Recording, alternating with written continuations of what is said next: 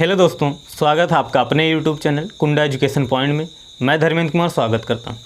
दोस्तों, संविधान के सीरीज में पिछली क्लास में हम लोगों ने देखा था कि भारत के राष्ट्रपति का चुनाव कैसे होता है, और उसी क्लास में हम लोगों ने ये देखा था कि भारत के राष्ट्रपति का चुनाव जो है आनुपातिक प्रतिनिधित्व प्रणाली की एकल संक्रमणीय मत पद्धति द्वारा होता है।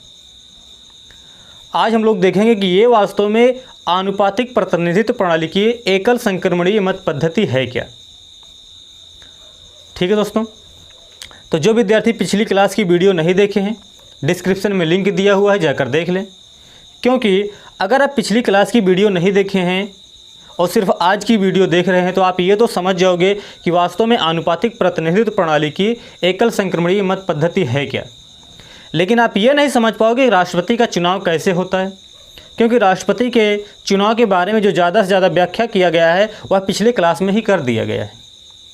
जैसे पिछले क्लास में ही हम लोगों ने देखा था कि कैसे कैसे इसका चुनाव किसके द्वारा करवाया जाता है, अनुमोदक क्या हैं, प्रस्तावक क्या हैं, 15,000 रुपये जमानत राशि जो जमा की जाती है कब से जमा की जाती है, ये जो 50 प्रस्तावक और 50 अनुमोदक हैं इनकी प्रक्रिया कब से है, किस अधिनियम के माध्यम से राष्ट्रपति और उपराष्ट्रपति का चुनाव करवाया जाता है, विधायक के मतों का मूल्य कैसे निकाला जाता है, सांसद के मतों का मूल्य कैसे निकाला जाता है, एक सांसद के मत का मूल्य कुल कितना है, कुल मतों का मूल्य कितना है, इन सभी बातों पर हम लोगों ने पिछली क्लास में चर्चा कर लिया है।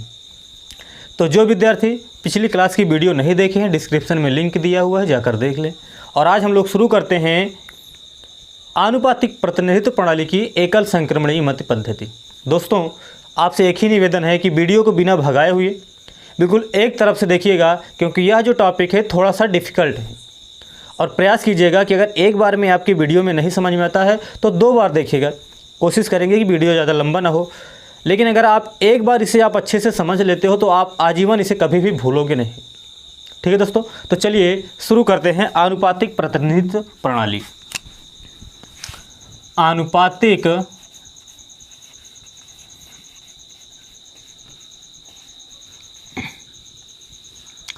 प्रतिनिधित्व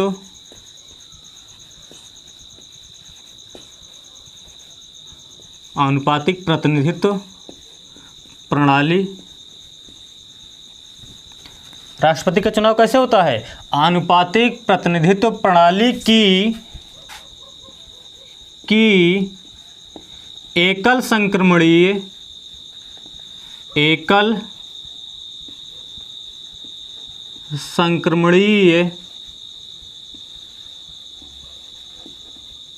मत पद्धति के गुप्त मतदान द्वारा। कैसा मतदान होता है? गुप्त मतदान द्वारा।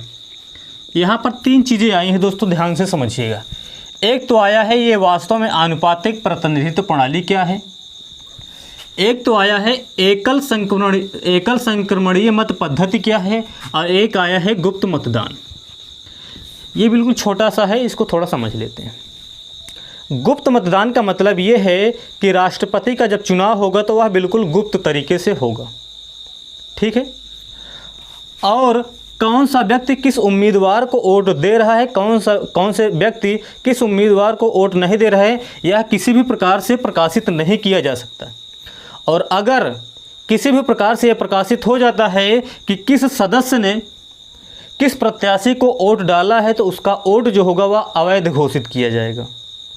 ठीक है दोस्तों, कहने का मतलब ये है कि ये जो मतदान होगा वह बिल्कुल गुप्त तरीके से होगा। ठीक है, अब बात करते हैं कि वास्तव में आनुपातिक प्रतिनिधित्व प्रणाली और एकल संक्रमणीय मत पद्धति है क्या। बिल्कुल ध्यान से समझिएगा दोस्तों। आनुपातिक प्रतिनिधित्व प्रणाली, इसका मतलब ये है कि मान लीजिए किसी राष्ट्रपति के चुनाव में 3 व्यक्ति उस चुनाव में खड़े हुए हैं और पद तो सिर्फ एक है, उम्मीदवार हैं कुल 3 और राष्ट्रपति तो सिर्फ एक ही चुना जाएगा। तो आनुपातिक प्रतिनिधित्व प्रणाली का मतलब ये है कि इन तीनों में सिर्फ इस आधार पर उस व्यक्ति को नहीं चुना जाएगा कि उसने अनुपात में अधिक मत प्राप्त किया है। सिर्फ इस आधार पर उस व्यक्ति को राष्ट्रपति नहीं चुना जाएगा कि उस व्यक्ति ने अनुपात में सबसे अधिक मत प्राप्त किया है। थोड़ा अब ध्यान से समझिएगा इसका मतलब। मान लीजिए 3 व्यक्ति हैं A, B, C। मान लीजिए कुल मतों की संख्या कितनी है 100। मान लीजिए कुल मतों की संख्या कितनी है 100। मान लीजिए A को प्राप्त हो गया 40 मत, B को प्राप्त हो गया 30 मत और C को प्राप्त हो गया कितने 30 मत। हो गए 100। 30 30 60 40 100। अब ये नहीं कहा जाएगा कि इस व्यक्ति को इन दोनों लोग से ज़्यादा मत प्राप्त है, इसलिए इस व्यक्ति को राष्ट्रपति घोषित कर दिया जाए। इस आधार पर नहीं किया जाएगा। आनुपातिक प्रतिनिधित्व प्रणाली का मतलब यह है कि सिर्फ अनुपात में अधिक मत प्राप्त करने से किसी भी व्यक्ति को राष्ट्रपति घोषित नहीं किया जाएगा। और अक्सर यहीं पर विद्यार्थी गलत कर देते हैं कि ये पढ़ लेते हैं कि आनुपातिक प्रतिनिधित्व प्रणाली का मतलब यह है कि अनुपात में जो व्यक्ति ज़्यादा वोट प्राप्त करेगा वही राष्ट्रपति चुना जाएगा। तो इसका बिल्कुल भी ये मतलब नहीं है। और साथ ही साथ ये भी नहीं किया जा सकता कि ये दो लोग जो है बिल्कुल गठबंधन कर लें और 30-30 जो है 60 मत प्राप्त कर लें और 50% +1 हो जाएं तो ये राष्ट्रपति पद के लिए एक उम्मीदवार घोषित कर दें। तो यहाँ पर भी गठबंधन नहीं बनाया जा सकता है।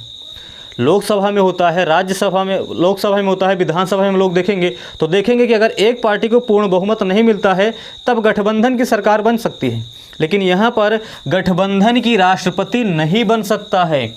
अब बात ये आती है, इस तरह से राष्ट्रपति नहीं चुना जाएगा तो किस तरह से राष्ट्रपति चुना जाएगा। हमारे संविधान का अनुच्छेद 55 सीधे सीधे कहता है कि सिर्फ अनुपात में अधिक मत प्राप्त करने से उसे राष्ट्रपति नहीं घोषित करना पड़ेगा, बल्कि उसे एक न्यूनतम कोटा प्राप्त करना होगा। ध्यान से समझिएगा, उसे एक न्यूनतम कोटा प्राप्त करना होगा और जो व्यक्ति एक न्यूनतम कोटा प्राप्त करेगा वही राष्ट्रपति पद के लिए विजयी घोषित किया जाएगा।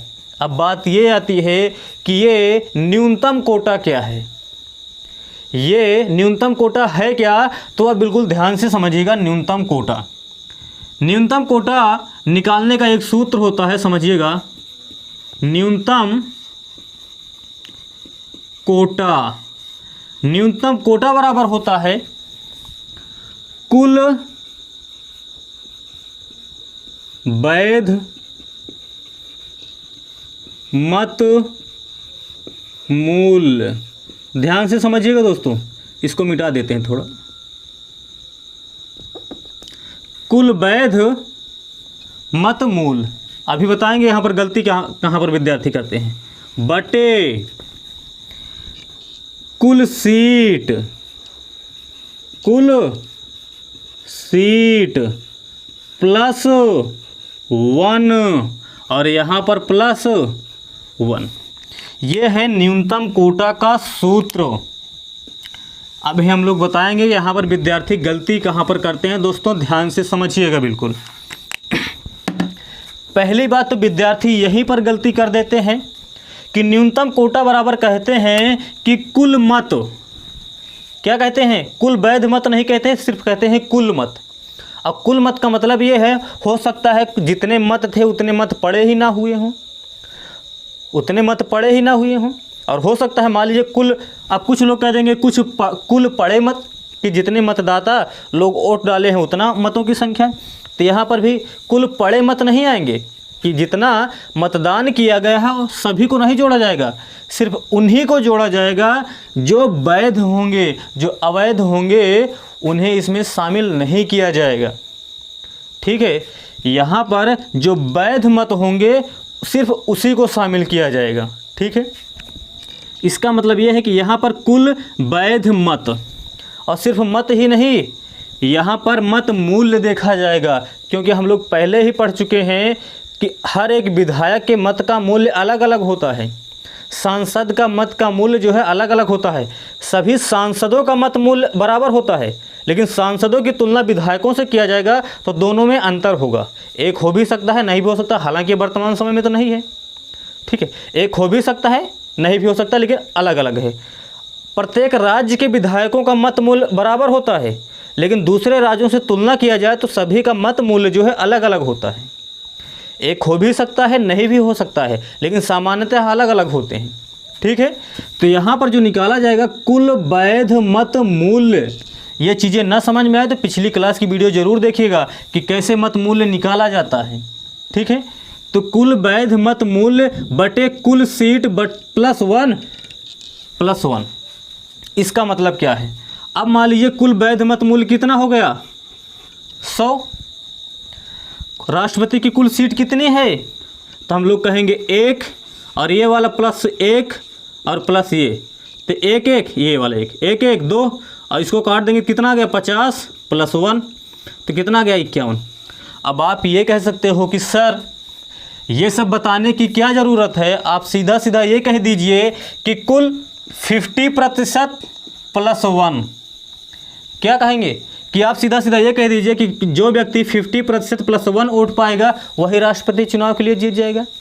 दोस्तों, जब हम लोग आगे पढ़ेंगे राज्यसभा तो देखेंगे तो राज्यसभा के सदस्यों का भी जो निर्वाचन होता है वह भी आनुपातिक प्रतिनिधित्व प्रणाली की एकल संक्रमणीय मत पद्धति के द्वारा ही होता है, लेकिन वहाँ पर 50% + 1 नहीं करेंगे। वहाँ पर भी वही किया जाएगा कि कुल सीटों की संख्या +1 बटे ऊपर क्या रहेगा? कुल वैध मत मूल्य। तो न्यूनतम कोटा निकालने का मतलब ये है कि कुल वैध मत मूल्य बटे कुल सीट +1, और ये +1, ये संयोग की बात है कि 50% + 1 ही आता है। अगर यहाँ पर अभी 2 सीट होते तो यहाँ पर किससे भाग दिया जाता? 3 से भाग दिया जाता, तब कितने आ जाते? 33%। इसको जोड़ देते तो लगभग ये आता 34 मान के चला जाता। ठीक है, ये और चीज़ें क्लियर तब होगी जब हम लोग राज्यसभा का चुनाव पढ़ेंगे। ठीक है, बस यहाँ पर अभी सिर्फ इतना ही जानिएगा, न्यूनतम कोटा निकालने का ये सूत्र है। ठीक है, चलिए, इसका मतलब ये है कि अगर किसी चुनाव में 100 मत मूल्य है तो राष्ट्रपति उसे ही चुना जाएगा जो कम से कम 51 वोट प्राप्त करे, न्यूनतम कोटा प्राप्त करे। इसका मतलब ये है कि ये चुनाव नहीं जीतेंगे भी। ठीक है, अब बात ये आती है, अब तो ना तो ये प्राप्त किए हैं, ना तो ये प्राप्त किए हैं, ना तो ये प्राप्त किए हैं, तो जीतेगा कौन? तब दूसरे नंबर पे समझिएगा इसको। ये तो सिर्फ ये कहता है, दूसरा नंबर कहता है एकल संक्रमणीय मत पद्धति, कि यहाँ पर जो वोट होंगे वह स्थानांतरणीय होंगे, और यहाँ पर जो मत दिया जाएगा वह वरीयता क्रम वाला मत दिया जाएगा। ठीक है दोस्तों, यहाँ पर जो वोट दिया जाएगा यह वरीयता क्रम वाला दिया जाएगा। इसका मतलब ये है कि ये जो 3 व्यक्ति हैं इन्हें भी जो वोट दिया जाएगा वो वरीयता क्रम पे 1 रहेगा, 2 रहेगा, 3 रहेगा। इनके नाम के आगे 1 रहेगा, 2 रहेगा, 3 रहेगा। जो भी सदस्य वोट डालने जाएंगे उनमें से कुछ लोग इनको प्रथम वरीयता देंगे, कुछ लोग इनको प्रथम वरीयता देंगे, कुछ लोग इनको प्रथम वरीयता देंगे, कुछ लोग इनको सेकंड वरीयता देंगे, और कुछ लोग इनको सेकंड वरीयता देंगे, और कुछ लोग इनको सेकंड वरीयता देंगे। कहने का मतलब यह है वोट इनको भी देंगे, इनको भी देंगे, इनको भी देंगे। कोई भी व्यक्ति वोट देने जाएगा तो वोट एक ही डालेगा, जो उसे बैलेट पेपर मिलेगा सिर्फ एक ही मिलेगा, लेकिन वो जो वोट देगा वह वरीयता क्रम वाला वोट देगा। कैसा देगा? वरीयता क्रम वाला, मतलब इसको भी देगा, इसको भी देगा, इसको भी देगा, लेकिन इसे प्रथम वरीयता दे दिया। अगर इसे प्रथम वरीयता दे दिया तब इसे प्रथम वरीयता किसी और को नहीं दिया जा सकता, फिर इसको दे दिया जाएगा दूसरा वरीयता, फिर इसको तीसरा दिया जा सकता है, कुछ भी दिया जा सकता है। इसका मतलब ये है कि इसका एकल संक्रमणीय मत पद्धति का मतलब ये होता है कि जो भी वोट दिया जाएगा वह वरीयता क्रम वाला दिया जाएगा। यहाँ तक समझ में आया? अब बिल्कुल एक बार फिर से समझते हैं इसको मिटाकर। तब इसका मतलब राष्ट्रपति का चुनाव होगा तो कैसे होगा थोड़ा समझिएगा। मान लीजिए 100 मत है, मान लीजिए कितने हैं? 100 मत हैं, और प्रत्याशी कितने हैं? 3 प्रत्याशी हैं, ए, बी और सी। कितने प्रत्याशी हैं? 3, ए, बी, सी। अब बिल्कुल ध्यान से समझिएगा दोस्तों,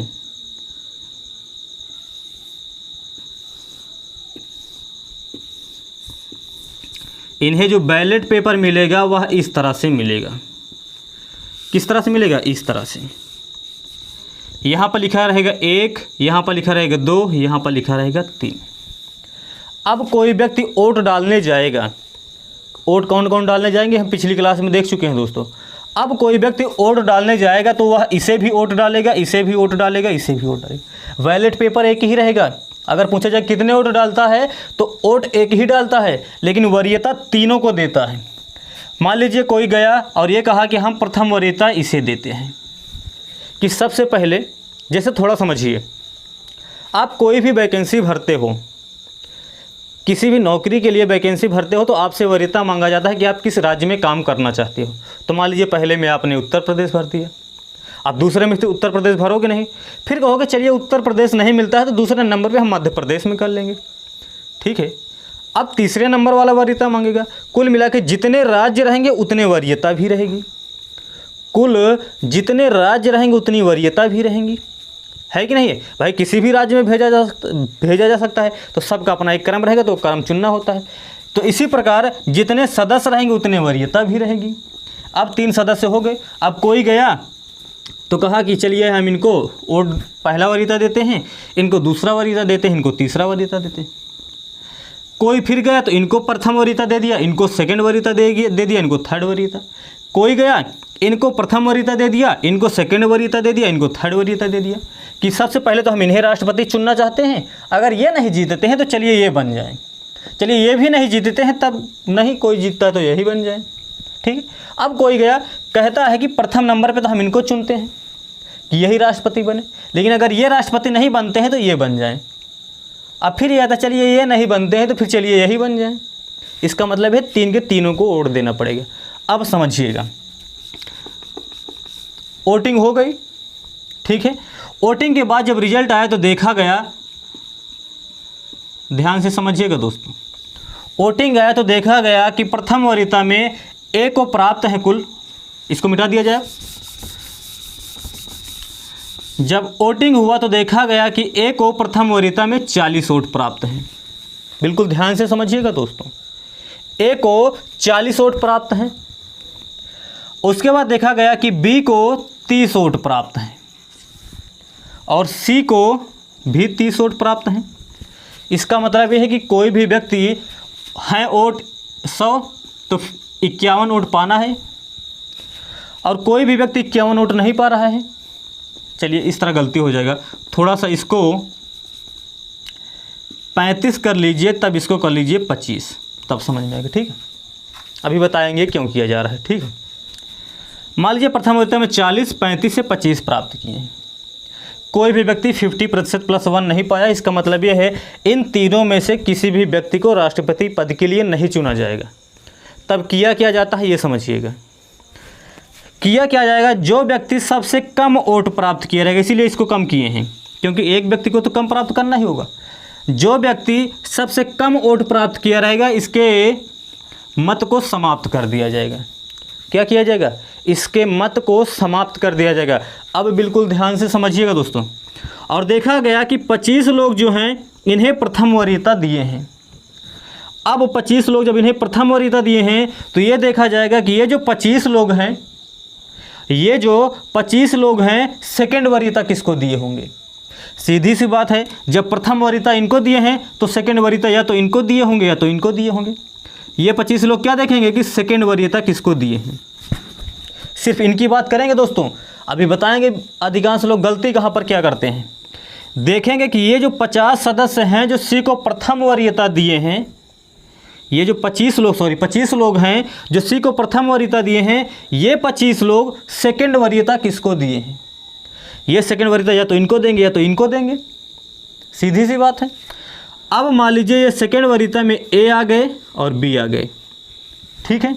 और पाया गया कि ए को मान लीजिए 12 वोट प्राप्त है और चलिए इसको मान लीजिए 15 वोट प्राप्त है। कितने प्राप्त है, मान लीजिए क्या कर रहे हैं, मान लीजिए इसको मान लीजिए 8 वोट प्राप्त है। क्या प्राप्त है, ए को 8 वोट प्राप्त है। अब जब ए को 8 वोट प्राप्त हो गया, अब बी को इसमें है 25, इसका मतलब इसको कितने प्राप्त होंगे? 25 में से 8 घटा दीजिए, 25 से 8 घटा दीजिए, कितना गया? 17। इसका मतलब ये है जो 25 लोग थे प्रथम वरीयता सी को दिए थे, लेकिन ये चाहते थे कि अगर ये नहीं जीतता है तो चलिए दूसरे नंबर पे ये जीत जाए। अब 17 लोग ये चाहते हैं दूसरे नंबर पर ये जीत जाए, तो ये जो सेकंड वरीयता वाली मत होगी इसमें जोड़ दिया जाएगा। तो यहाँ पर जो ए को दिया गया है 8, तो यहाँ पर जोड़ दिया जाएगा 8, और बी को मिला है 17, तो यहाँ पर जोड़ दिया जाएगा 17। क्या किया जाएगा? 17। अब इन दोनों को जोड़ोगे तो इनका कितना मत मूल्य आ गया? 48। इनको जोड़ोगे तो कितना आ गया? 7 5 12 और 3 1 4 और 1 5। प्राप्त किसको ज़्यादा मत हुआ? इसको। पहले प्राप्त हो रहा था इसको ज़्यादा मत, लेकिन जब इनके सेकंड वरीयता की मत भी चली गई तो इनको ज़्यादा मत प्राप्त हो गया। इसका मतलब ये है कि पहले तो ये खुश हो रहा था कि हम जीत रहे हैं, लेकिन इनको न्यूनतम कोटा नहीं प्राप्त हुआ, तब इसके मत को समाप्त किया गया जो सबसे कम रहेगा। और ये देखा गया कि इसमें से सेकंड वरीयता किसको दिया गया है, सेकंड वरीयता निकाला गया और सेकंड वरीयता में ये पाया गया, उसके बाद इसको जो है इसमें जोड़ दिया गया और देखा गया ये जो है चुनाव राष्ट्रपति का जीत गए। अब ध्यान से देखिए विद्यार्थी गलती कहाँ पर क्या करते हैं। गलती ये करते हैं, देखा गया कि 25 वोट है तो क्या करेंगे, 40 तो पहले से था, 35 इसमें भी था, क्या करेंगे इसको आधा कर देंगे, 12.5 प्लस 12.5। अब जोड़ेंगे, कितना हो गया? 40 42, ये कितना हो गया? 52.5। ये कितना हो गया? ये लगभग 47.5। अरे भाई ध्यान से समझो, अगर आधा आधा जोड़ोगे तब तो 100% वही जीतेगा जो पहले ज़्यादा मत प्राप्त किया था। अगर आधा आधा बांटोगे इसका मतलब यह हमेशा वही जीतेगा जो प्रथम वरीयता वाला है, तो इसमें आधा आधा करने की क्या ज़रूरत है? आधा आधा नहीं किया जाता, ये देखा जाता है वरीयता किसको दिया गया है। अब कुछ विद्यार्थी क्या करेंगे, कुछ लोग कहेंगे 25 ये है तो 25 इसमें भी जोड़ देते हैं, 25 इसमें भी जोड़ देते हैं। भाई अगर 25 इसमें भी जोड़ दोगे, 25 इसमें भी जोड़ दोगे तो चुनाव तो हमेशा यही जीतेगा, तो इसका मतलब ही क्या रह जाएगा? ठीक है, समझ में आया? तो ये था एकल संक्रमणीय मत पद्धति का गुप्त मतदान। ये तो हम लोगों ने देखा 3 सदस्यों में। अब देखते हैं थोड़ा 4 सदस्यों में, तब थोड़ा इंटरेस्टिंग आएगा, तब मज़ा आएगा। ठीक है, चलिए इसको मिटा देते हैं तब। चलिए इस बार भी मान लेते हैं मत मूल्य जो है, मत मूल्य कितना है? मान लेते हैं 100 ही है। 100 इसलिए मानते हैं क्योंकि ये हल करने में थोड़ा सा आसान पड़ता है। ठीक है, अब देखिए कैसे होगा। मान लीजिए 4 लोग चुनाव में खड़े हैं, A B C D। वरीयता वाला मत दिया जाएगा, इन्हें भी अपना वरीयता रहेगा, इनकी भी अपनी वरीयता रहेगी, इनकी भी वरीयता रहेगी, इनकी भी। मान लीजिए प्रथम वरीयता में इन्हें जो है 25 वोट प्राप्त हुआ, इन्हें जो है 30 वोट प्राप्त हुआ, इन्हें जो है 20 वोट प्राप्त हुआ। ठीक है, तब कितना बचा? 25 वोट। यही तो हुआ, 25 25 50, 30 20 50, टोटल 100 वोट हो गए। और ध्यान दीजिएगा दोस्तों, जब भी वोटिंग होती है तो सबसे पहले प्रथम वरीयता वाला होता है, सबसे पहले प्रथम वरीयता वाला होता है। अगर प्रथम वरीयता में कोई व्यक्ति चुनाव नहीं जीतता है तभी सेकंड वरीयता वाली प्रक्रिया चलती है, लेकिन अधिकांश अभी तक ऐसा कभी हुआ नहीं है। भारतीय संविधान के इतिहास में सिर्फ एक ही बार हुआ था जब वीवी गिरी राष्ट्रपति बने थे। जब वीवी गिरी 5वें राष्ट्रपति का चुनाव हुआ था और उसमें वीवी गिरी को प्रथम वरीयता में चुनाव नहीं जीत पाते हैं, तब सेकंड वरीयता की गिनती होती है। बाकी आज तक भारत के संविधान के इतिहास में ऐसा कभी नहीं हुआ है कि प्रथम वरीयता में कोई ना जीता हो, लेकिन प्रक्रिया है तो हम लोगों को समझना है। ठीक है दोस्तों, चलिए मतलब पहले प्रथम वरीयता वाला गिना जाएगा, देखा गया इन्हें 25, इन्हें 30, इन्हें ये इतना प्राप्त है। किसी को भी इसमें से 51 मत प्राप्त करना है, किसी को नहीं प्राप्त है, और जब तक 51 मत नहीं होगा तब तक प्रक्रिया चलेगी। ठीक है, तो करेंगे क्या, ध्यान से समझिए। क्या करेंगे, पहले प्रथम वरीयता वाले में अगर जीत गया तब किसी की ज़रूरत नहीं है, नहीं जीता तब चलेंगे। ये देखा जाएगा कि सबसे कम मत किसको प्राप्त है, और पाया गया कि इसको सबसे कम मत प्राप्त है। ठीक है, इसके मतों को समाप्त कर दिया जाएगा। क्या किया जाएगा? इसके मतों को समाप्त कर दिया जाएगा और उसके बाद सेकेंड स्टेज की गिनती शुरू हो जाएगी। अब सेकेंड वरीयता वाले गिना जाएगा और बचेगा कौन? ए, बी और डी। भाई इनको तो समाप्त कर दिया गया। इनके पास पहले से 25 मत है, इनके पास 30 मत है और इनके पास भी 25 मत है। अब ये देखा जाएगा कि ये जो 20 लोग प्रथम वरीयता में सी को वोट दिए हैं, दूसरे वरीयता में किसको वोट दिए हैं? दूसरे वरीयता में सीधी सी बात है, या तो इनको देंगे या तो इनको देंगे या तो इनको देंगे, क्योंकि दूसरे वरीयता में इनको दे नहीं सकते क्योंकि प्रथम वरीयता दिए हैं। अब पाया गया कि ये जो 20 वोट था, इसमें से 10 वोट इनको प्राप्त हो गया, 5 वोट इनको प्राप्त हो गया और प्लस 5 वोट इनको प्राप्त हो गया। ध्यान से समझिएगा दोस्तों। अब इनको जोड़ा गया तो ये पाया गया कि इनका 35 हो गया और इनका जो है भी 35 हो गया और इनका पाया गया कि इनका 30 है। अभी भी किसी भी व्यक्ति को 51 मत नहीं प्राप्त है, किसी को 51 मत नहीं प्राप्त है। इसका मतलब ये है कि अभी भी राष्ट्रपति नहीं घोषित किए जाएंगे जब तक कि 51 मत ना प्राप्त हो जाए। तो करेंगे क्या? फिर देखेंगे कि किसको सबसे कम मत प्राप्त है। इसको सबसे कम मत प्राप्त है, इसके मतों को समाप्त कर दिया जाएगा। क्या किया जाएगा? इसके मतों को समाप्त कर दिया जाएगा। तो किया क्या जाएगा? ध्यान से समझिएगा। ये जो 25 मत इसको प्राप्त है, ये तो किसके वोट हैं? ये तो वास्तव में सी के वोट हैं। भाई प्रथम वरीयता वाले हैं, जब प्रथम वरीयता में ये नहीं पाया तो इनको वोट डाल दिया गया, सेकंड वरीयता वाले हैं। तो ये देखा जाएगा कि ये जो 25 वोट हैं जो वास्तव में इसे प्रथम वरीयता में मिला था, सेकंड वरीयता में इसे किसको दिया गया है? ये देखा जाएगा कि सेकंड वरीयता में किसको दिया गया है। तो सेकंड वरीयता में किसको दिया गया है? भाई डी को 25 वोट मिला है प्रथम वरीयता में, तो सेकंड वरीयता या तो इनको देंगे या तो इनको देंगे या तो इनको देंगे। इसका मतलब या तो ए को देंगे या तो बी को देंगे या तो सी को देंगे। ठीक है, सही है कि नहीं है? अब मान लीजिए 25 में इनको 5 प्राप्त है, इनको 10 प्राप्त है, इनको 10 प्राप्त है। ठीक है, इनको 5 प्राप्त है, इनको 10 प्राप्त है, इनको 10 प्राप्त है, टोटल 25 हो गया। ठीक है, इसका मतलब ये है कि ए है अभी चुनाव में है, बी है अभी चुनाव में है, ये जो सी है ये तो पहले ही चुनाव हार चुका है। अब देखा जाएगा कि ये 10 जो हैं, इसमें से 10 में से कितने लोग हैं जो ये जो 10 सदस्य हैं प्रथम वरीयता में तो किसको चुने थे? डी को। सेकंड वरीयता में किसको चुने थे? सी को। लेकिन ये भी हार गया, ये भी हार गया। तो देखेंगे कि ये 10 सदस्य जो है थर्ड वरीयता किसको दिए हैं? क्या देखेंगे? थर्ड वरीयता। और थर्ड वरीयता किसको दे सकते हैं? भाई प्रथम वरीयता इनको दे दिए, सेकंड वरीयता इनको दे दिए। इसका मतलब ये दोस्तों समाप्त। अब बचेगा कौन? ए और बी। या तो ए को देंगे या तो बी को देंगे। अब मान लीजिए ए को प्राप्त हो गया 5 वोट और बी को भी प्राप्त हो गया 5 वोट। ठीक है, करेंगे क्या? ध्यान से समझिए। यहाँ पर भी ए आ गया, बी आ गया, यहाँ पर भी ए आ गया, बी आ गया। अब ये वाला 5 वोट है, ये तो वास्तव में किसका था? सी का वोट था। प्रथम वरीयता में सी को दिया गया था, सेकेंड वरीयता में कहा गया अगर सी नहीं जीतता है तब डी, लेकिन अभी डी भी नहीं जीत रहा है। तो अब देखा जाएगा कि ये जो 5 है इसमें भी थर्ड वरीयता पर किसको दिया गया है वोट, और ये पाएगा थर्ड किसको देंगे? या तो इनको देंगे या तो इनको देंगे। किसको देंगे? या तो ए को या तो बी को। क्यों? क्योंकि प्रथम वरीयता तो इनको दिया था, सेकेंड वरीयता इनको दिया, तो थर्ड वरीयता या तो इनको देंगे या तो इनको। और पाया गया कि थर्ड वरीयता में 5 वोट में 2 वोट प्राप्त हैं ए को और 3 वोट प्राप्त हैं बी को। अब इसी को जोड़ दिया जाएगा। ध्यान से समझिए, बच्चे कौन कौन? ए और बी। 25 वोट तो इनके पास पहले से था, 30 वोट इनके पास पहले से था। ठीक है, अब सेकंड में क्या किया जाएगा? ये वाला 5 इनमें जोड़ दिया जाएगा, ये 5 जुड़ गया, और ये वाला 10 इसमें जुड़ जाएगा।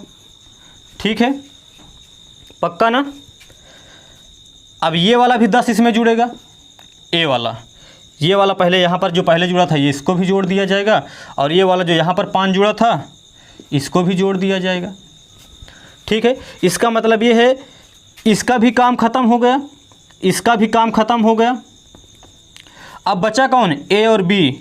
ए को कितना 5, बी को कितना 5, ए को 5 प्लस बी को 5। अब ये 2 और ये 3, ए को 2 और प्लस बी को 3। अब देखा जाएगा कुल कितने वोट प्राप्त हो रहे हैं। 25 5 30 और 30 10 40, 40 5 45, 45 2 47। इनको प्राप्त हो रहे हैं सिर्फ 47 वोट। इनको जोड़िए 30 10 40, 40 5 45, 45 5 50, 50 5 53। इनको प्राप्त हो रहा है 53 और दोनों को जोड़ोगे तो देखोगे आएगा 100। इसका मतलब ये है चुनाव जीत गया बी। पहले चल रहा था, पहले भी बी ही जीत रहा था, चलिए इसका मतलब जीत गया बी। ये संजोग की बात है, बी जीत गया, ए भी जीत सकता था, बी भी जीत सकता था। तो ये था पूरा का पूरा आनुपातिक समानुपातिक की एकल संक्रमणीय मत पद्धति। दोस्तों थोड़ा सा डिफ़िकल्ट है हम जानते हैं, लेकिन एक बार 2 बार वीडियो देखिएगा। एक बार में तो बहुत ही मुश्किल है समझ में आए, 2 बार देखिएगा। 2 बार में ना समझ में आए तो रफ पेन लीजिए और बिल्कुल एक एक पॉइंट को लिखते चलिए और 2 बार देखिए, 3 बार देखिए। अगर एक बार आपके समझ में आ गया तो कभी भी आप भूलोगे नहीं। तो ठीक है दोस्तों, आज यहीं पर समाप्त करते हैं। उम्मीद करते हैं अगर आप कोशिश करोगे तो इसे सीख जाओगे। तो वीडियो कैसा लगा कमेंट करके ज़रूर बताइएगा। इसे ज़्यादा से ज़्यादा लाइक कीजिएगा, शेयर कीजिएगा और चैनल को सब्सक्राइब करके बेल आइकन की घंटी ज़रूर बजा दीजिएगा ताकि जब भी वीडियो अपलोड किया जाए तो उसकी नोटिफिकेशन आपको मिल जाए। धन्यवाद।